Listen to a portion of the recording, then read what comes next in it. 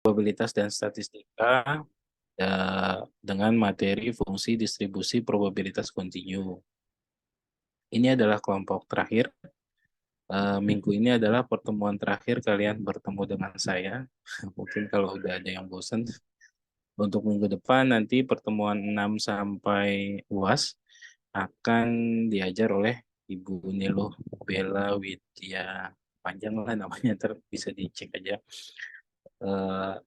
Nanti tugas kalian jangan lupa dimasukkan ke Google Drive. Saya kasih waktu 1 minggu setelah 1 minggu untuk pengumpulan.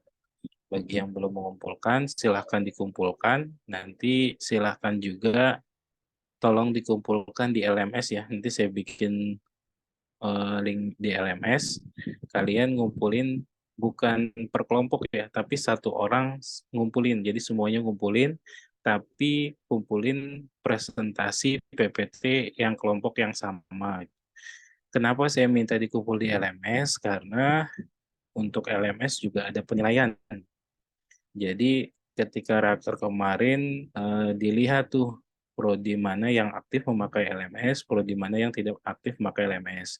Jadi untuk mendukung teknik elektro biar angka progres LMS-nya bagus, para dosen diminta untuk tetap mengumpulkan di LMS. Jadi nanti kalian mengumpulkan PPT kalian masing-masing ya, masing-masing bukan hanya perwakilan, masing-masing di LMS karena ada penilaian. Dengan proporsi nilai saya 40%, Bu Bella itu 60%. Jadi tugas kalian untuk proses dan kehadiran nanti saya dapat dari Mbak Regita ya. Itu nanti 40% nilai kalian. Jadi nanti kalau kalian yang hadir tapi lupa absen di e-kampus, silahkan minta tolong Mbak Regita untuk absenin. Nanti saya absen secara manual. Begitu pula sebaliknya, kalau kalian tidak hadir di kelas, tapi kalian absen di e-kampus, akan saya coret. Karena saya bisa secara manual mencoret absen kalian. Itu tandanya kalian bohong ya. Nggak hadir, tapi nggak hadir di kelas atau nggak hadir di Zoom, tapi kalian absen di e-kampus. Oke, biar tidak memperpanjang waktu lagi, saya persilahkan kepada kelompok D, Mbak mau di mau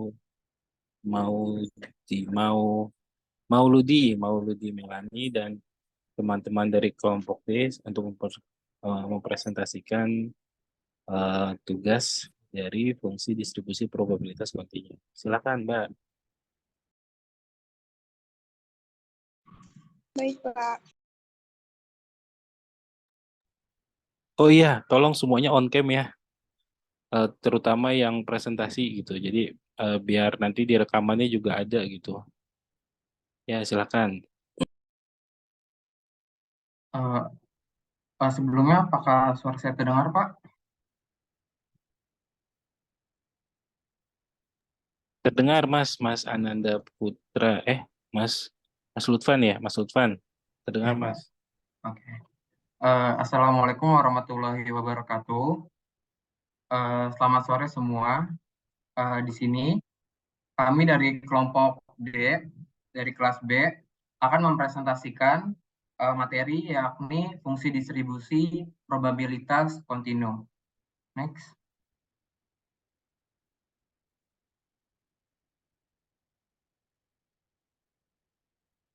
Untuk anggotanya, yang pertama saya sebagai moderator Rekni Lutfan Faturrahman, lalu ada Davo Aulia Maulana, lalu ada Mauludu Melani, lalu ada Tio Bima Pratama, lalu ada Ananda Putra Utomo, lalu ada Akbar Rizky Priadi, dan ada dari kakak tingkat yakni ada Muhammad Andika Ibnu Saputro dari angkatan 20, lalu ada Hartawan Alif Nugroho dari angkatan 20, dan Kang Andra Caesa Ramadan dari angkatan 20. Next. Untuk referensi materi, kita mengambil dari 4 referensi, dapat dilihat di sini. Next.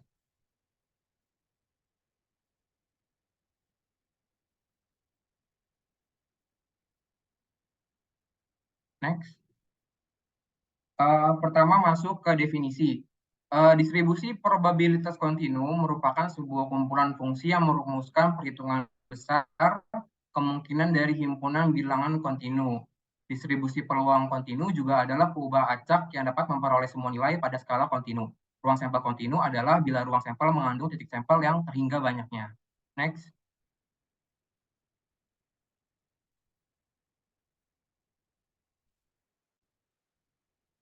Lalu, syarat dari distribusi kontinu adalah apabila fungsi fx adalah fungsi padat peluang perubahan acak kontinu x yang didefinisikan di atas himpunan semua bilangan real R. Bila satu f y lebih besar sama dengan dari 0 untuk semua y anggota bilangan R. Lalu yang kedua, integral f y dy sama dengan 1. Yang ketiga, ada p A lebih kecil dari Y, lebih kecil dari B, sama dengan integral B hingga A, FY, DY. Misalkan suatu eksperimen dilakukan dengan mencatat variabel random yang menunjukkan berat seorang mahasiswa dalam kilogram yang dipilih dari populasi mahasiswa unsika. Pada prinsipnya, harga dapat sebarang bilangan positif seperti berarti. Secara praktis, harga Y adalah berkisar antara 25 kg sampai 200 kg. Jika berat mahasiswa tersebut dapat diukur dengan ketepatan yang sempurna, maka hal ini berarti Y akan mengambil harga pada suatu interval. Variabel random kontinu atau dikenal juga dengan perubahan acak kontinu adalah variabel random yang mengambil harga pada sebarang harga dalam suatu interval.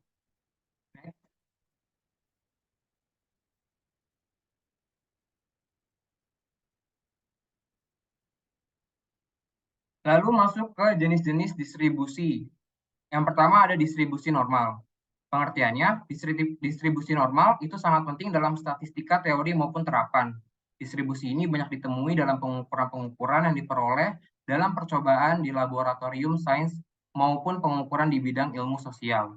Grafika disebut kurva normal, berbentuk seperti sebuah lonceng atau bell-shaped distribution. Hampir semua karakteristik makhluk hidup yang berdistribusi normal, seperti tinggi tanaman, berat badan, IQ score, blood pressure, dan lainnya. Nama lain dari distribusi normal adalah distribusi Gauss. Fungsi kepadatan peluang perubahan acak normalnya yaitu F, X, U, sigma sama dengan 1 per sigma akar 2V eksponensial dalam kurung min setengah dalam kurung lagi X min U per sigma kuadrat dengan batasan min tak terhingga lebih kecil dari X lebih kecil dari tak terhingga. Next.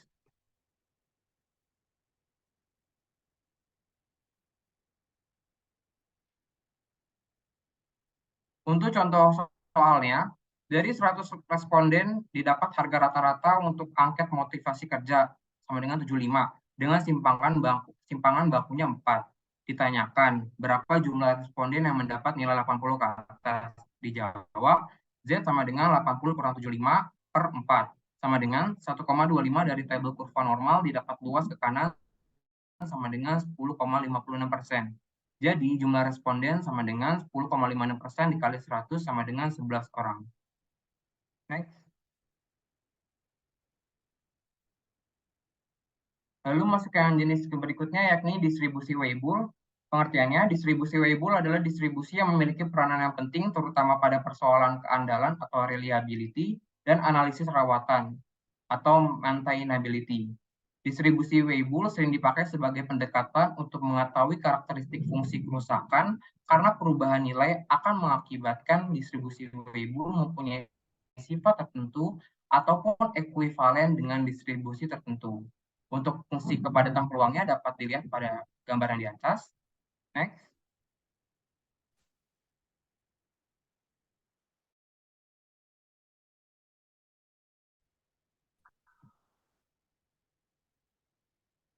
Next. Untuk contoh soalnya, sebuah ruang konferensi dapat disewa untuk rapat yang lamanya tidak lebih dari 4 jam. Misalkan X adalah perubahan acak yang menyatakan waktu rapat yang mempunyai distribusi seragam. Ditanyakan, A. Tentukan fungsi densitas peluang dari X. B.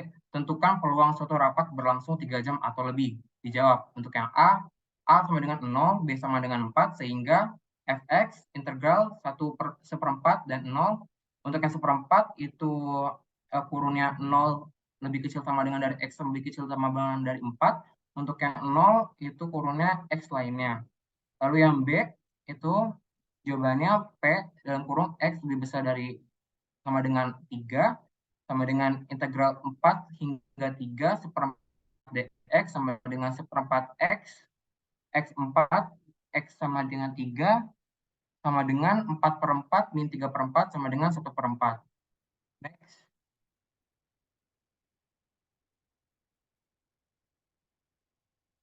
Lalu masuk ke distribusi T student.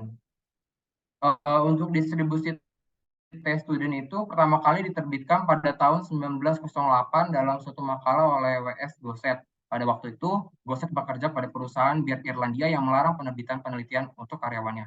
Untuk menggelakkan larangan ini, dia menerbitkan karyanya secara rahasia di bawah nama student. Karena itulah distribusi T biasanya disebut distribusi student. Untuk ciri-cirinya diantaranya yakni sampel yang diuji berukuran kecil atau N lebih kecil dari 30. Untuk penentuan nilai tabelnya dapat dilihat dari besaran tingkat signifikan atau alfa dan besaran derajat bebas atau DB. Next. Untuk contoh soal ya, cari P dalam kurung min T 0,025 lebih kecil dari T lebih kecil dari T 0,05. Dijawab, karena luas daerah di sebelah kanan T 0,05 adalah 0,05 dan luas di daerah di sebelah kiri min T 0,025 adalah 0,025, maka jumlah luas antara min T 0,025 dan T 0,05 adalah 1 min 0,05 min 0,025 sampai dengan 0,925. Sehingga P min T 0,025 lebih kecil dari T 0,05 sama dengan 0,925. Next.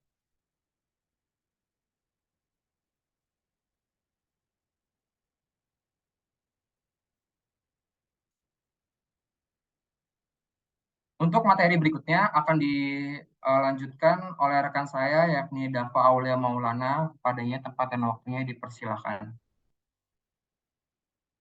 Ya, baik.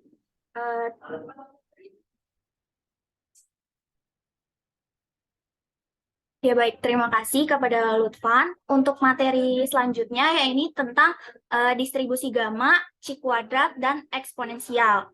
Nah, distribusi gamma sendiri adalah distribusi fungsi padat yang terkenal luas dalam bidang matematika. Distribusi gamma mampu memecahkan masalah teknik dan sains yang tidak mampu dipecahkan oleh distribusi normal. Distribusi gamma diaplikasikan dalam lamanya waktu untuk menyelesaikan pekerjaan. Distribusi gamma sering diterapkan dalam teori antrian dan teori reliabilitas. Untuk fungsi gamma dinotasikan dengan R untuk alfa lebih besar sama dengan 0, yang didefinisikan sebagai pebah acak kontinu X berdistribusi gamma dengan parameter alfa dan beta.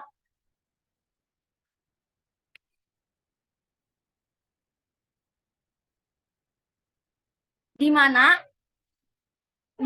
alfa lebih besar 0 dan beta lebih besar 0.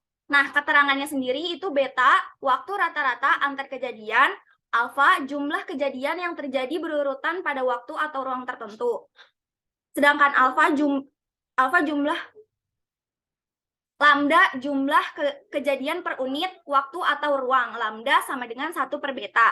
Nah, untuk X sendiri itu adalah nilai random dari variabel, lama waktu atau luasan area hingga kejadian berikutnya. Selain distribusi gamma, terdapat sebuah distribusi gamma khusus yang bernama distribusi gamma standar, di mana pada distribusi gamma ini nilai dari beta sama dengan 1. Distribusi gamma ini memiliki sebuah fungsi yang dapat menentukan nilai distribusi probabilitas tergantung dari nilai A dan X.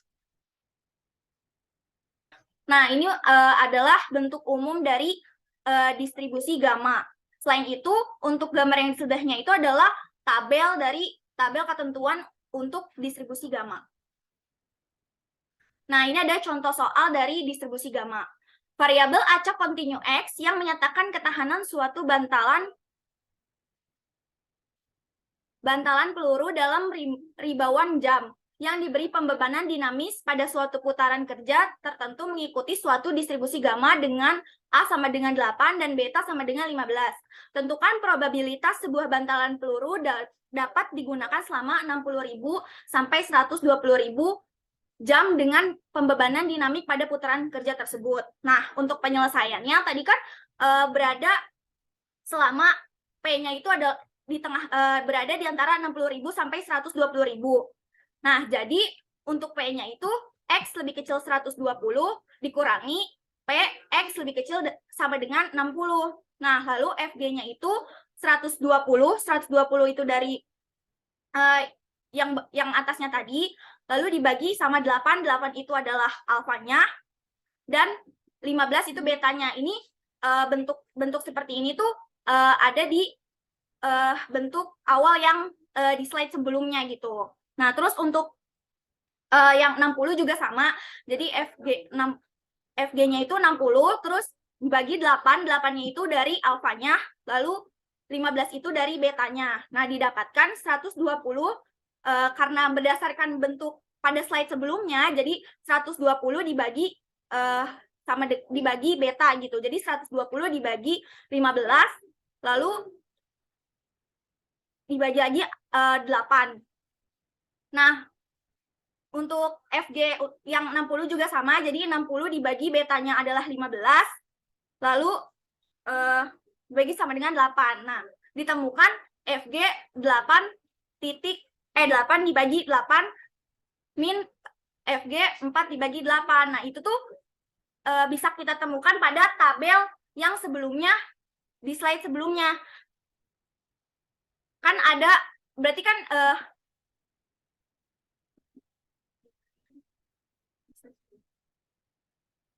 nah, tadi kan 8 sama 8. Nah, kita cari di sini. Untuk 8 sama 8 itu ada di 0,5470. Nah, terus yang tadi juga ada 4 sama 8. Itu ada di 0,2150. Nah, jadi langsung aja kita masukin. Jadi 0,5470 dikurang 0,05. Ini harusnya 10 ya, bukan 11. Jadi sama dengan 0,4959. Jadi probabilitas sebuah bantalan peluru dapat digunakan selama 60.000 sampai 120.000 jam dengan pembebanan dinamik pada putaran kerja itu tadi 0,4959. Nah, yang selanjutnya itu ada distribusi C kuadrat. Banyak pengujian statistik yang mensyaratkan distribusi data harus normal dan homogen. Uji distribusi normal adalah uji untuk mengukur apakah data yang kita miliki berdistribusi normal, sehingga dapat dipakai dengan statistik parametrik atau statistik inferensial. Salah satu cara yang biasa dipakai untuk menghitung adalah C kuadrat dan C square. Nah, untuk statistik parametrik berhubungan dengan statistik inferensial yang membahas dengan parameter-parameter populasi. Misalnya jenis data interval atau rasio, distribusi data normal, dan mendekati normal. Nah, ini dalam menentukan C kuadrat itu pertama kita harus merumuskan hipotesis. Nah, untuk H0 sendiri,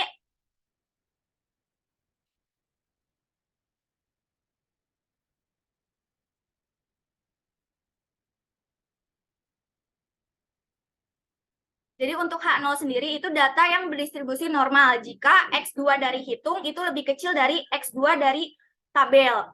Nah, untuk H itu data yang tidak berdistribusi normal, di mana X2 itu nantinya lebih besar daripada HO-nya yang ada di tabel gitu.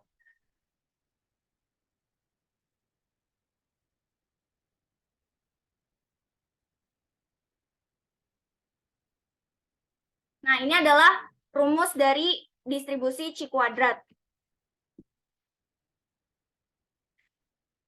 Selanjutnya, contoh soal distribusi C kuadrat. Suatu studi dilakukan untuk mengetahui ada tidaknya hubungan antara usia melahirkan pertama kali dengan kondisi mengidap penyakit kanker.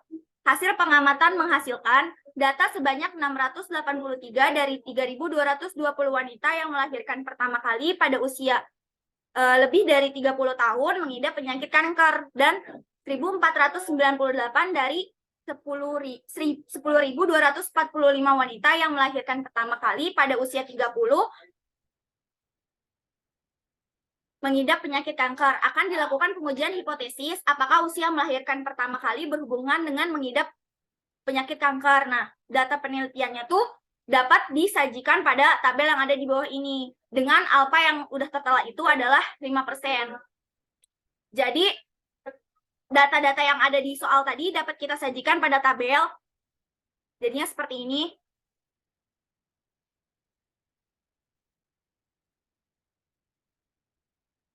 Nah, pertama kita menentukan terlebih dahulu hipotesis statistiknya. Jadi H0 itu apabila VA sama dengan VB tidak ada hubungan antara usia melahirkan dengan penyakit kanker. Dimisalkan tuh apabila wanita yang melahirkan pertama kali pada usia lebih dari 30 tahun yang kanker dan wanita yang melahirkan pertama kali pada usia lebih kurang dari 30 tahun yang kanker itu adalah seimbang proporsinya. Lalu yang kedua itu di mana VA itu tidak sama dengan VB, di mana hubungan antara usia melahirkan dengan penyakit kanker. Dimisalkan apabila pada usia lebih dari 30 tahun wanita yang mengidap kanker dan pada usia kurang dari 30 tahun wanita yang mengidap kanker itu berbeda proporsinya. Nah, dari statistik uji itu dari tabel yang awal yang telah kita buat itu jadinya dimisalkan. Jadi si 011 ini O11 ini sama dengan 683 atau frekuensinya tuh 683. Lalu selanjutnya ada O12 sama dengan 2537. Terus ada O21 sama dengan 1498. Jadi dimisalkan dari tabel yang tadi. Nah, lalu menghitung masing-masing nilai dari ekspektasi dengan sel rumusnya. Nah, rumusnya itu adalah E sama dengan NI ditambah N plus J per N. Nah, untuk mencarinya itu kita bisa lihat dari tabel yang sebelumnya. Jadi kita langsung masukin aja kayak misalnya S11 N1 plusnya itu kita bisa lihat dari tabel dari slide sebelumnya itu ada 3.220. Nah, terus N plus 1-nya itu ada 2.181. Lalu jumlah keseluruhannya itu dibagi dengan 1.000 dibagi dengan N, jadi 1.300/465. Nah, maka kita dapatkan 521,56. Nah, untuk E21, E12 sampai E22 juga sama dalam mencarinya dengan rumus tersebut.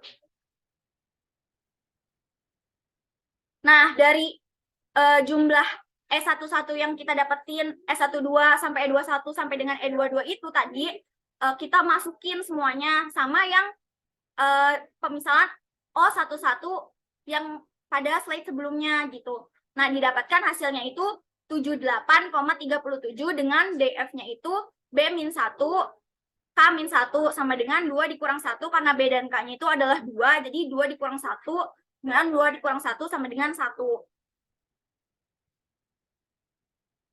Nah, tadi kan kita udah dapetin tuh hasil dari SX perhitungannya itu adalah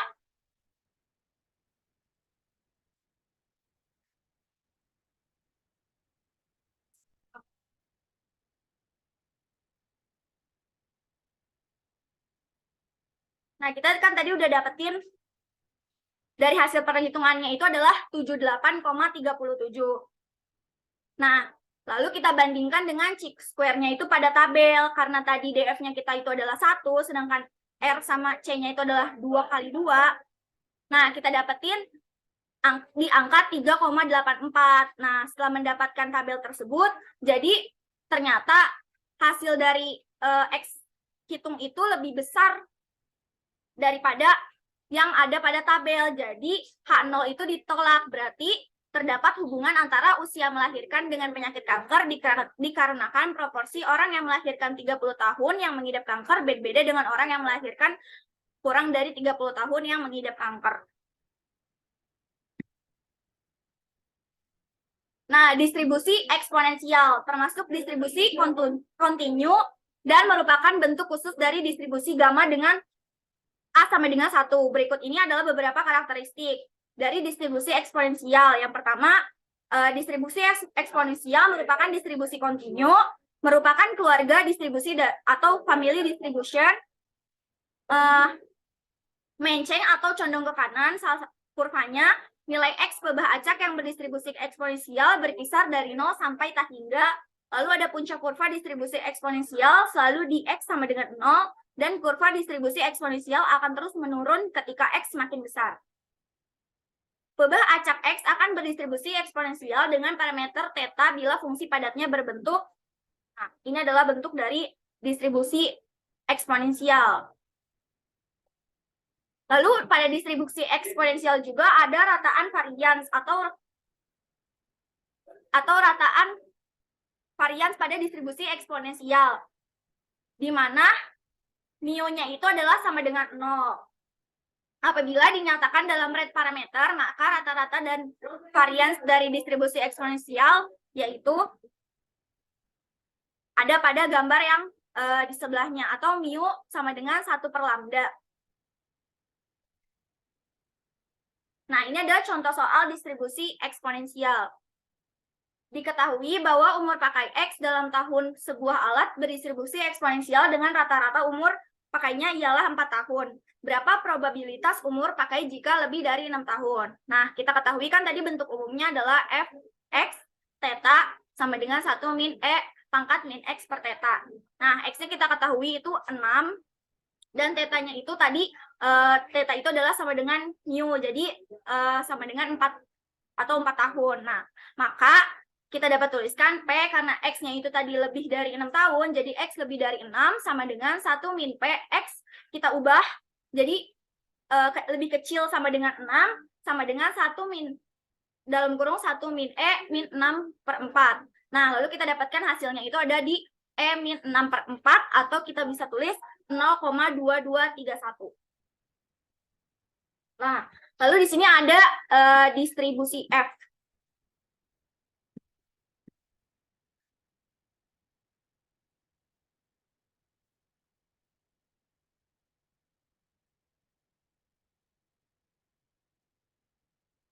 Distribusi F dikenal juga sebagai distribusi Fisher-Snedeker. Distribusi F didefinisikan sebagai perbandingan dua pebah acak chi-square yang saling bebas, masing-masing dibagi dengan derajat kebebasannya. Menurut Gaspar, secara teori, sebaran F merupakan rasio dari dua sebaran chi kuadrat yang bebas. Jadi dapat dituliskan F U per V1 per V2, di mana U dan V menyatakan pebah acak bebas masing-masing berdistribusi chi-square dengan derajat bebas V1 dan V2 yang diberikan oleh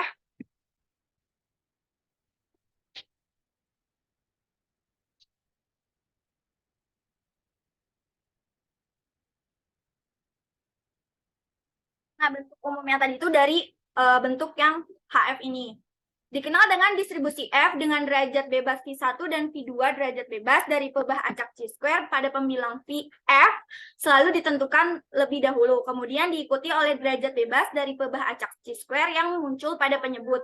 Jadi kurva distribusi F tidak hanya tergantung pada kedua parameter V1 dan V2, tapi juga pada urutan kedua, dan dapat ditulis sebagai V1 min alpha dalam kurung V1, V2 sama dengan 1 per V alpha dalam kurung V2, V1. Nah, distribusi F juga dengan dua varian simpel menyatakan dua pebah acak yang berdistribusi chi-square dengan derajat bebas V1 sama dengan N1 min 1, dan V2 itu ada N2 min 1.